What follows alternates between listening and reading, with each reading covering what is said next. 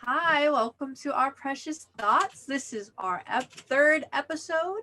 Our Precious Thots is a lifestyle podcast that focuses on finding solutions to our daily struggles and the not so glamorous parts of life and style through our own experiences. And I'm Malice with my partner. Vixens. I'm Vixens. Yes. So, yes, today we have a very special topic for you all today. We're going to be talking about masturbation. Yup. Emma's favorite activity. Yes. It's my favorite pastime activity. I do it in the morning, middle of the day, before bed, whatever. No, it's like tea. There's never a wrong time for it. Period. So, Malice, I want to know, what is your relationship with masturbating? My relationship with masturbation, I would say it has been a long one. Mm-hmm. Firstly, we've been together for quite some time. Mm-hmm. I've known her for a while. I would say I didn't elevate my game really until I started getting nails and my fingers just were not cutting it anymore. Oh yeah. So I would say my game is pretty rudimentary. I wouldn't say I've leveled up higher than a level 25 at best. I know what I like. I know how to get it done quickly, but I would say I don't spend too much time with myself, to be honest. I'm trying to explore that more in this year. What is your relationship with masturbation? Beautiful relationship with masturbation. At first it was a little rocky, just growing up being like feeling guilty and feeling like I'm not supposed to be doing this. But like once I got over that, I'm like, hell yes. I do that shit before I go to sleep to get me out of bed. Even if I'm a little sad, I'll masturbate, get myself going for the day if I'm bored. So how does masturbation affect your energy then? Well, it really just depends, because like honestly I can masturbate and go to sleep, right? And then masturbating, it does kind of mellows me out a little bit, but I wouldn't say it really like gives me a burst of energy or like completely knocks me on my ass, but yeah. It's like there's that endorphin outlet, it's like Yeah. I feel that though, if it's like, say we have a really sad day or a really, a really taxing day, it's like there was no endorphins released by anything that day. Yeah. There was none. You need something. No candy, no soda. There was not even an inch of endorphins. It's like, well, I can just touch myself, and that will be at least the one flick the bean, and that'll be the one endorphin release of the day, I guess. Yeah, usually when I'm like mad, depressed, like masturbation really comes clutch with like saving the day. The sad thing is I masturbated more, I feel like, when I was in school versus anything else. Have you ever masturbated at school? So I personally I'm not. No, I'm not. Just because I'm such an anxious person, I'm so anxious that I'm like, I don't know. I feel like if I got caught up, that would be the end. I could not face being caught up. I feel the it. Bean at school. What it. about you? I think I know the answer. Yes, I have. It was in the art building. I think I was a junior in high school. What was on your mind, Emma? I honestly don't know. Like, I don't know what the fuck I was on, that I'm like, I need to go to the bathroom and I need to just release something. Hey, there's no reason. There doesn't need to be explanation. Yeah. I feel like guys do it. Guys masturbate in school, right? I feel like I know. Do you think masturbating has helps you become more comfortable during sex, or feel like more sexually confident, would you say? say yes, because with masturbation I feel assertive on knowing what I like. So I could see like how if I was nothing against the good old Christian or Mormon girls, who wait till marriage. It's just Or like, just do anal. I mean, if that's your cup of tea, I'm just kidding. I think that was a rumor, but like, who knows? if that's your cup of tea, like, okay, you a freak. I kind of like it. Okay, you don't do anything but anal. That's freaky. But mad freaky. My hemorrhoids said no. I would love. I'd love. That's what I'm saying. I'd love to get to that level. Like that level of freak nasty. I think that should be celebrated, that level of freak nasty. But if I was a good old Mormon girl and I got married and we had sex, I would just be like, wouldn't know how to assert myself because I don't know what I like. Because like my guilt would overtake me maybe when I'm masturbating. Or I feel that.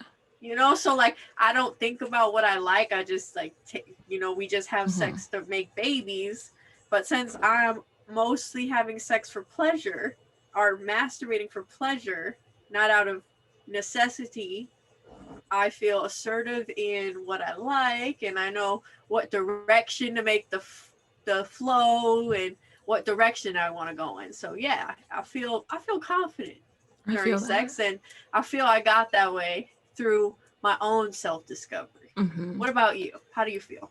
Well, at first when I started having sex and like masturbating, since there was such like heavy guilt tied to like touching myself, it kind of skewed that it took a while, and I just feel like how sex is taught, in American society, it's like you're gonna get pregnant or you're gonna get STD, so just don't do it, so it's never really taught at all. And then I was actually interviewing a few of my friends this weekend about like masturbating and everything, and none of us got the sex talk. None of us was introduced to sex like through discussion or really taught about anything. So that led to like looking up things for ourselves, which is like porn. And then that made me even more insecure and even more grossed out from like sex and touching myself, because it's like porn is catered to men, like 100%, Yeah. So I'm like, my pussy do not look like that. It was very discouraging. And then I feel like when I did start having sex, it wasn't really for like pleasure. Probably because like my first partners were very like selfish, so it was mainly for their pleasure. I never like figured out that I wasn't really sexually confident. I felt like I was because I was having sex, but it's like no. And like I kind of realized that I wasn't really sexually confident when someone asked me like, what do you like? And I'm like, I don't know, because no one's ever even asked me that or like cared to. So I feel like, at first I was not at all sexually confident, and it took a while, but now I'm here and I'm sexually confident and I masturbate with less guilt. See, and now those feelings can transfer. Yes, and now I know what I want. I'm like, yes, eat that shit from the back, suck on my titty. But what is sexual confidence? What is sexual confidence? What sexual confidence, honestly, I think you summed it up, is being able to ask honestly, sexual confidence is communication. What do you like? Okay, I like that too. I'm willing to do that. Like, I'm confident I can do that.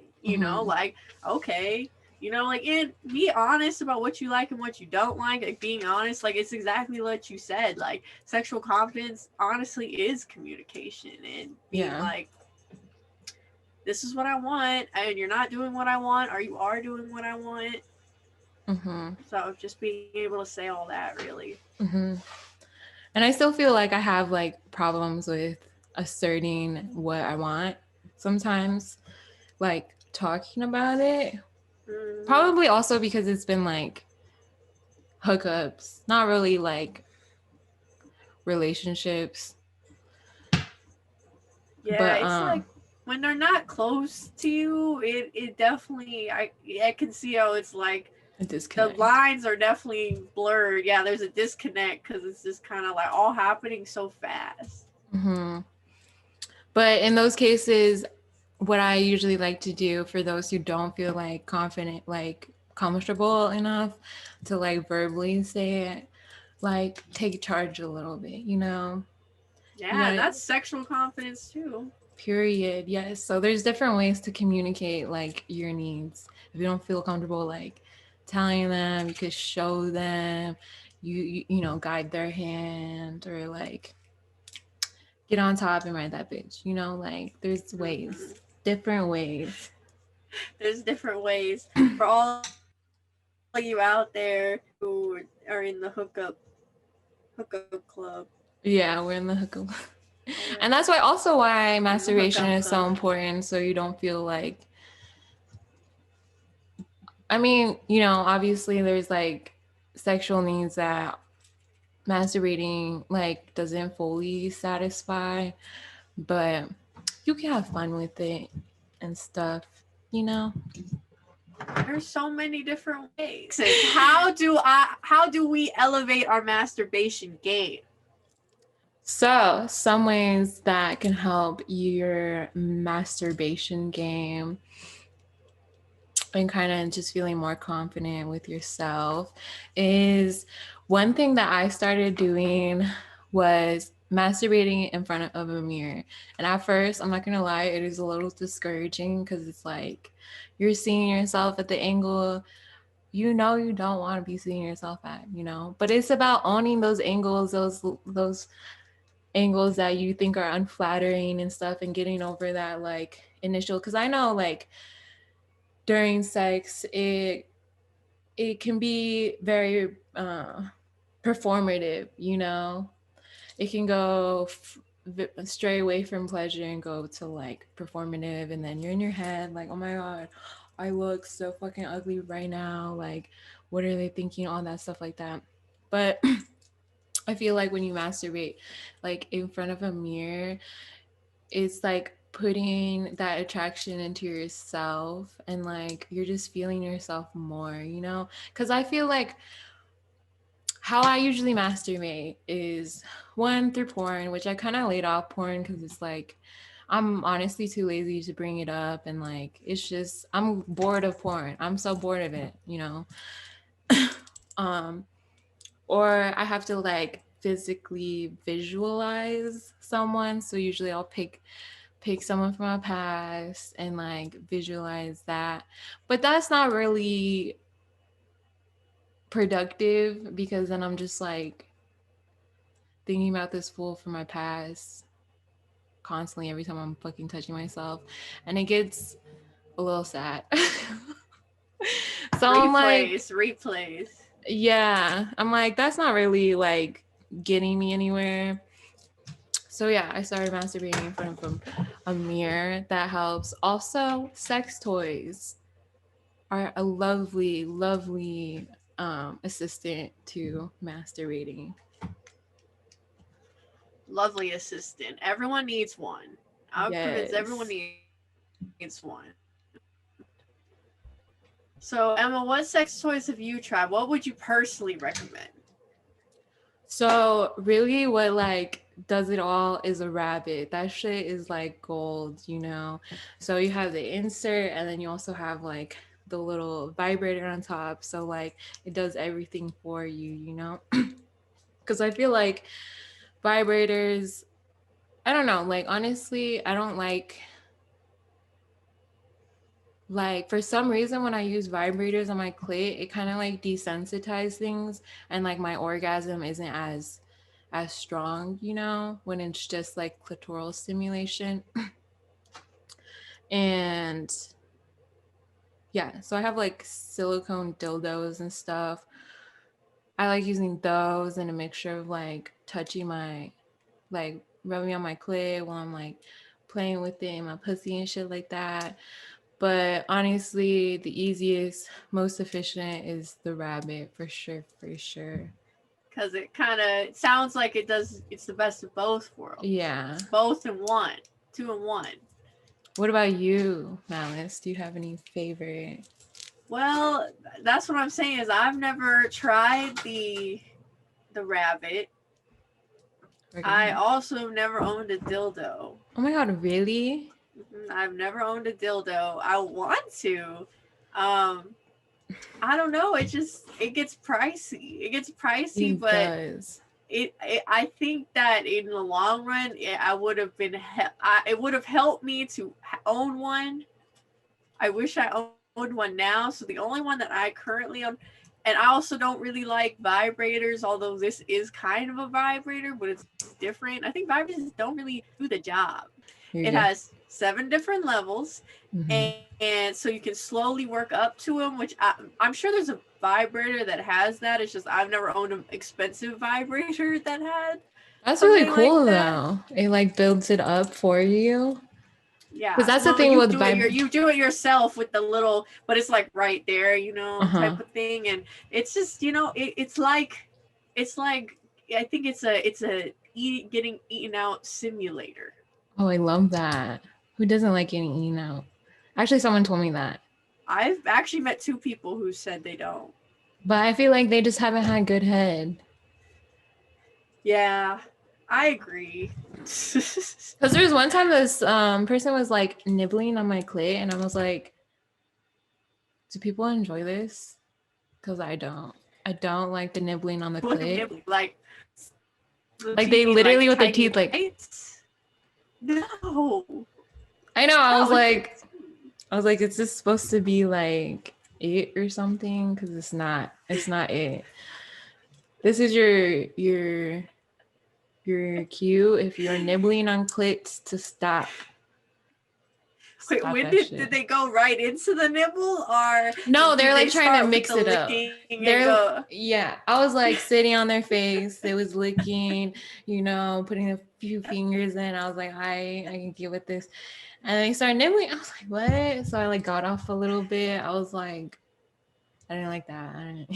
That wasn't fun. Did you say you didn't like the nibble? Did you communicate that the nibble was not it, or did you just make them stop? I communicated through body language. But my body said it all. Because once the nibbling stopped, I took my clit away from the mouth. I was like, let's not do that. But they stopped. So now we don't have that problem. They don't nibble them. No nibbles, no nibblers. We don't have any nibblers in the chat, do we? No nibblers. No, my gosh. But also some tools to help. Oh, some suggestions I have for people who are like shopping for sex toys and stuff like that. It's not a lot cheaper, but it's more, I would say, worth it to buy online, because I feel like sex toys from a sex shop don't last for shit. They're low-key, they're like high-key rip-offs. Like, it's good to like look around and see everything, but like I don't suggest buying things from a sex shop. And also lube. That shit is like $20 for a small ass bottle at the sex shop. So like, just a tip. So this lube was about $18, around $20, and then online it's probably like $13. I don't remember how much this one is. But on the topic of lube, there's like it's like sticky. But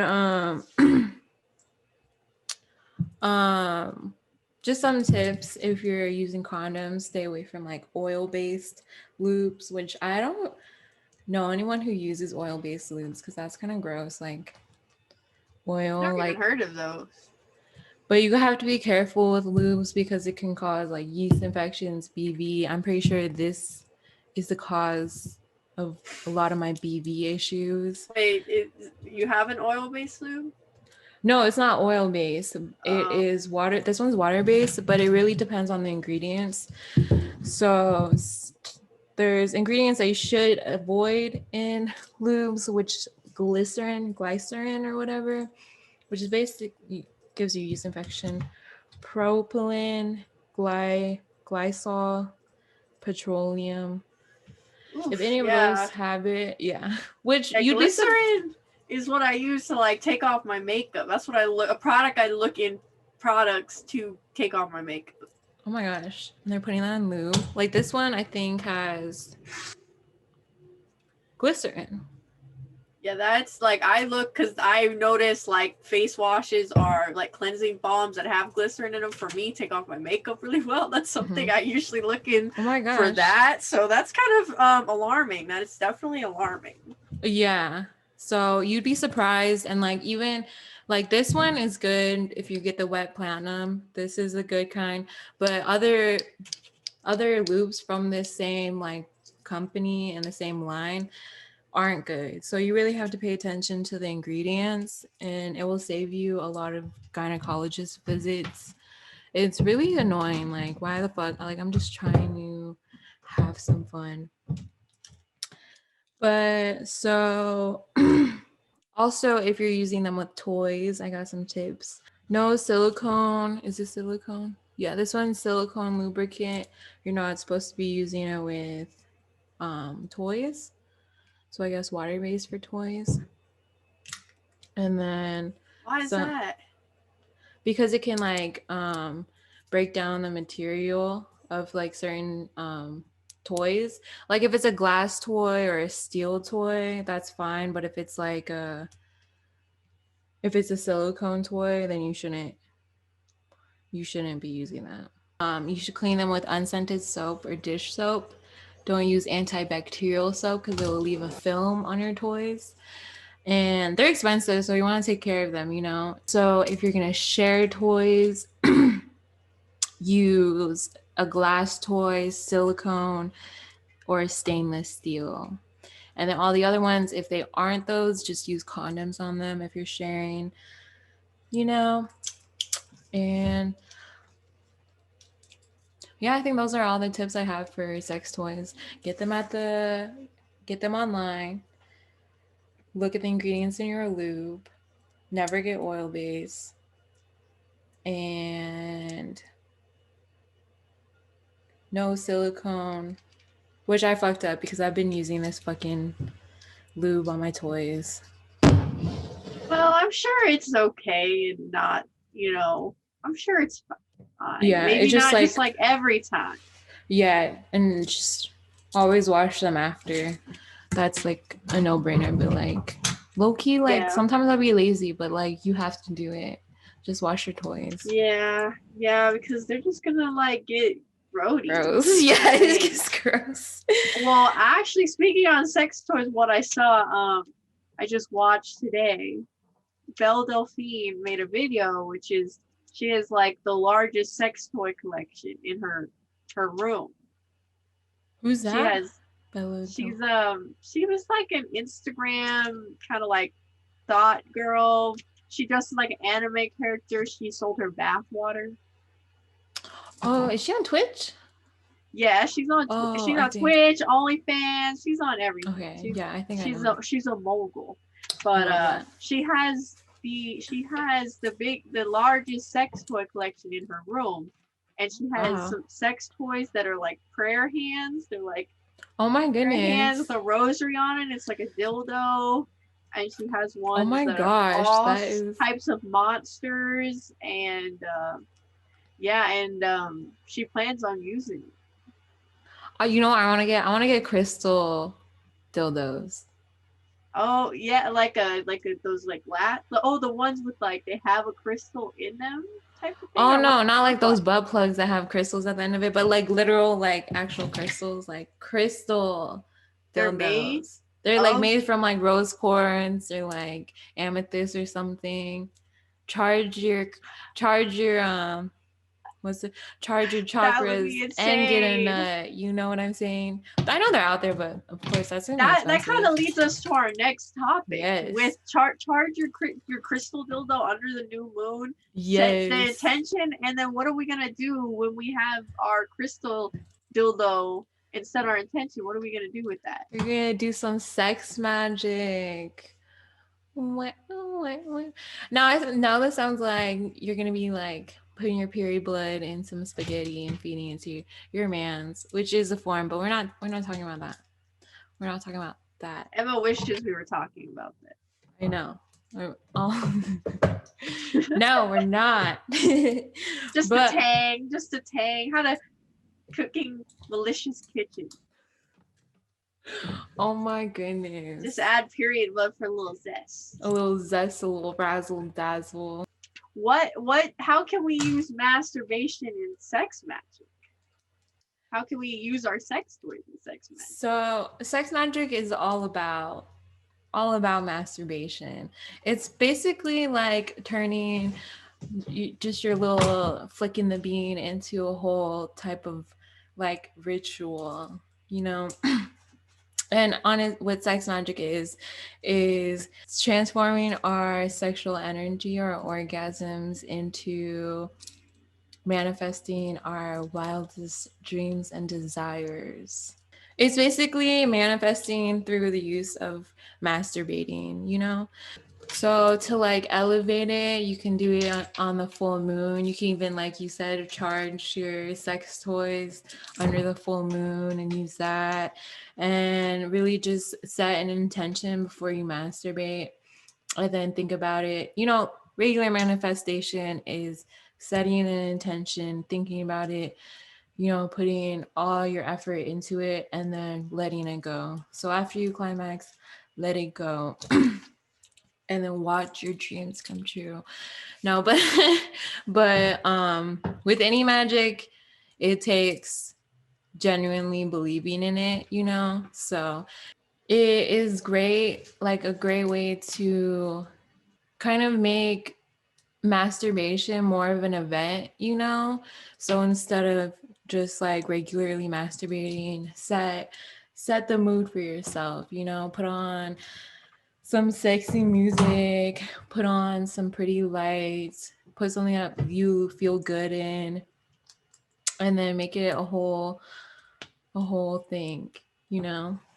Sounds so special. It sounds like you said, like an event. It sounds so special. And something I also want to add in is like you saying with releasing, you know, setting your intention and then you release it, you know, releasing out in the world. And what's more of a release than a nut? Right. Period. What's more than a release? So in the same way, you know, we go in the same way we nut, we also cycle through life like the cycle of a nut. So treat it special because it symbolizes you. Yes. In a way. And like it brings the power back within yourself, you know, like it makes you feel so powerful. And we're powerful humans. And, you know, like we fucking bring new life into the world. Like, how is that not some like powerful ass shit? So like the same organs you fucking develop a fucking life with, you can bring all your other dreams into life, you know what I'm saying? You know? And it's great to like help you feel confident, help you feel sexy and empowered, you know? Like sex work isn't necessarily about like finding someone and like making your ex fall back in love with you. Like I do not suggest that. That is not productive for yourself, you know, like it's dangerous. And actually I have a little story of like unknowingly like doing sex work to kind of bind someone. And it's basically having like using your own bodily fluids is powerful in its own. So then having period sex is said to like have a binding effect on someone. But really, I think... What does that mean, binding effect? Like, what are the outcomes of the binding effect supposed to be from the exchanging of fluids? Like a binding spell. It's most supposed to make them fall in love with you and can't resist you. All that's entranced. Yeah, which gets really dangerous because, like, that's how you develop a fucking stalker and shit, you know? Like, it gets dangerous pretty fast. So I don't suggest anyone just, like, being like, oh my God, period sex, let me just hop on. Don't play with period sex, okay, y'all? Do not play with period sex. It's a sex. dangerous game. And actually, it did not, I think it worked, but it reversed back onto me. So now, like,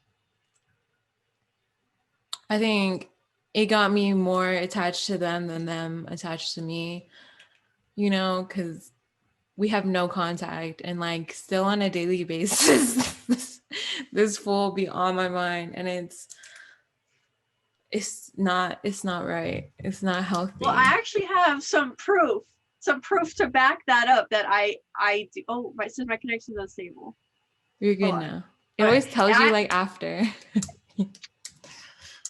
Well, I actually have some proof to back up that I think the effect worked on you, because I did a little research from a little book. It's called Magia Sexualis, a treatise on sexual magic by Pascal Beverly Randolph.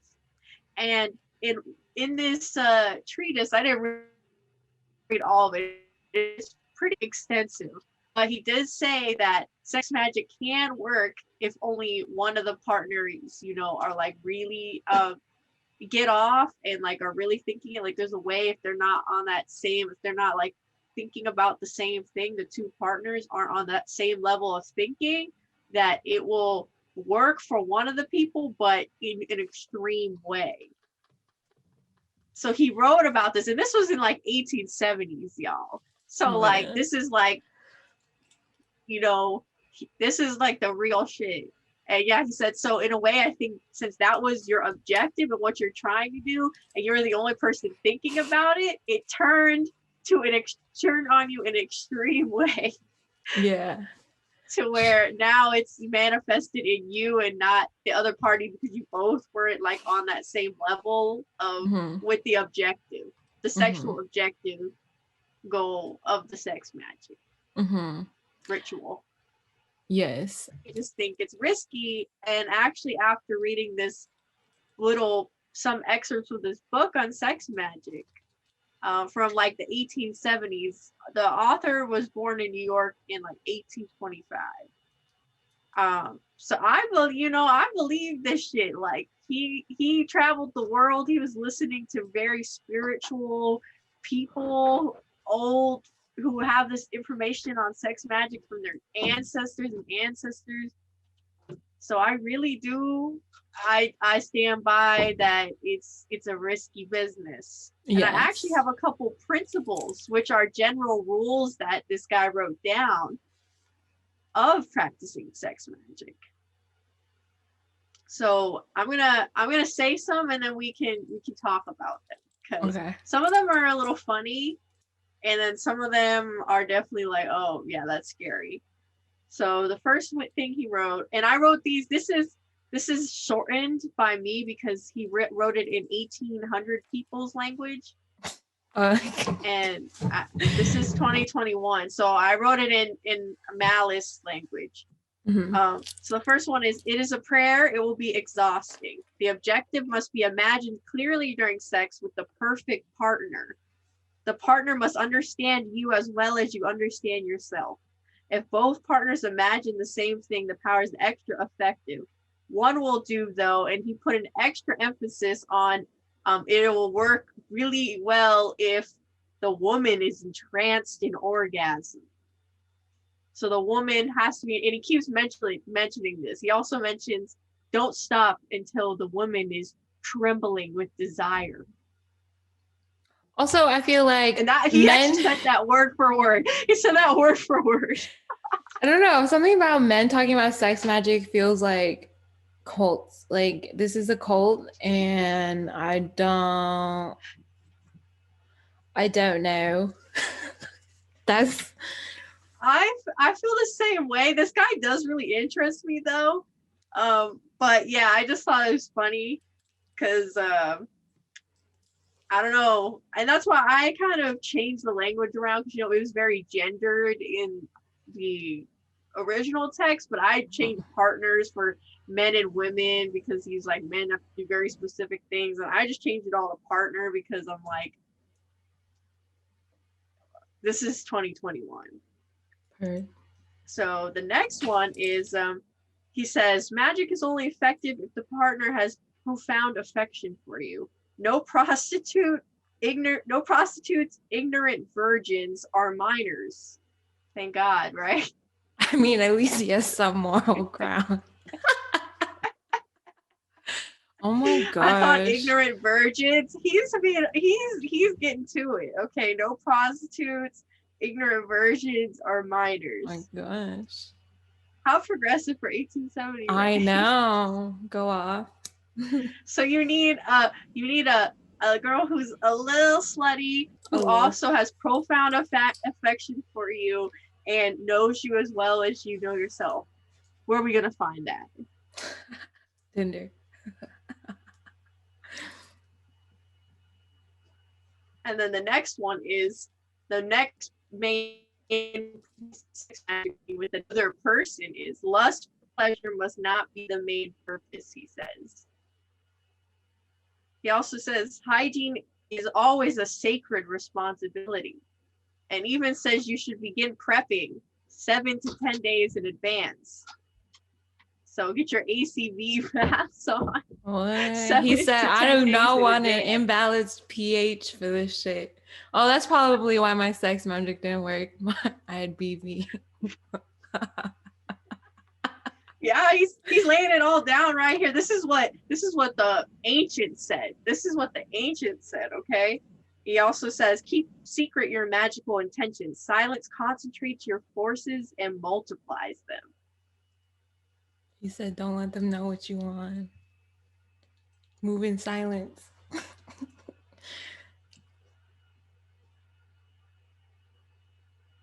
Oh, here we go. Cross your fingers. Y'all are thinking this. You're frozen. Can you see me now? No. Can you see me now? No. You're kind of getting there.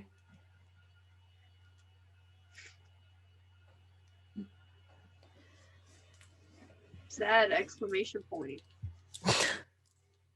Okay. We're good. So yeah, I think you have to just kind of cross your fingers and hope. Hope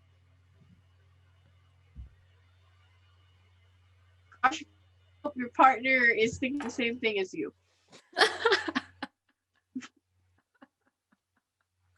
Oh gosh. This is why you should do it on your own. This is why I'm like, how can this work? How can this possibly work out? And this is how we're only on step. There's 20 of these steps. Is the thing. I only wrote down 10. I only wrote down 10 because I was like, there's no way. I don't know a single person who can actually follow through with all these when they have sex. It's so much easier and so much more empowering to do it on your own. Oh yeah. The next one is don't forget your desire formulated in advance. And then before, during, and after, hold the image clear. Visualizing, yep. Mm-hmm. 8, don't eat too much. Avoid grease. Don't drink too many liquids. Avoid alcohol and spices. So I can't smoke and have a drink before this? Jeez. Yeah, it's serious. This is a ritual. This is serious. I feel... Okay, go on. He says, take a bath of air 2 times a week. Retain air in the lungs as much as possible. And he also says doing this adds 10 minutes to your life. Every time I can live without 10 minutes. I'm just kidding. Or like holding your breath and shit? Yeah. I believe that because like swimmers and shit. Yeah, it's calming. I would do it, not really with the intention of living longer, but I would do it because it's calming. I mean, I've I have nothing against living longer. It's just not something I've